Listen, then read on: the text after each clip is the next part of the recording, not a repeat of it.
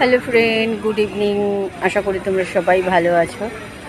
দেশে যা চলছে এখন ভালো থাকা ভীষণ দুষ্কর।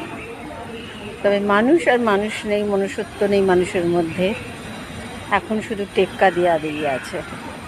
ও আমায় এটা বললো, আমাকে এটা বলতে হবে। ও আমায় মারলো, আমাকে কোপাতে হবে। এই ধরনেরই মনোবৃত্তি লোকের আছে।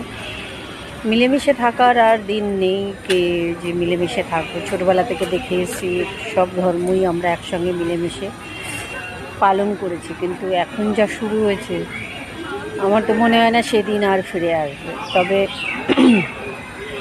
ব্রিটিশ আমলে ব্রিটিশরা দখল করে রেখেছিল ভারতকে, তারা যেমন চালাতো তেমন চলতো। এখন আবার নতুন করে দেশ পরাধীন হয়ে যাচ্ছে আমার মন বলে, কারণ কিছু লোক শাসন করবে আর কিছু লোক অত্যাচার সহ্য করবে, এই চলছে দেশে।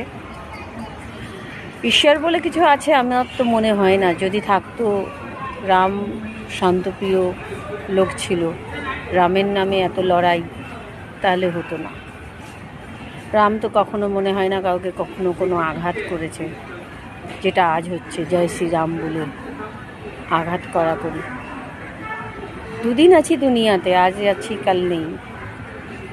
কেন ওই বাকি জীবনটা ভালোবেসেই কাটিয়ে দিই না সবাই সবাইকে? ক্ষতিকার হচ্ছে আমাদের মতন সাধারণ লোকের। নেতা মন্ত্রীদের কি হচ্ছে? হচ্ছে না। দেশ এত মডার্ন হয়েছে তবু লোক মূর্খ। আর কিছু বলবো না। ভালো থেকো, সবাইকে ভালো রেখো।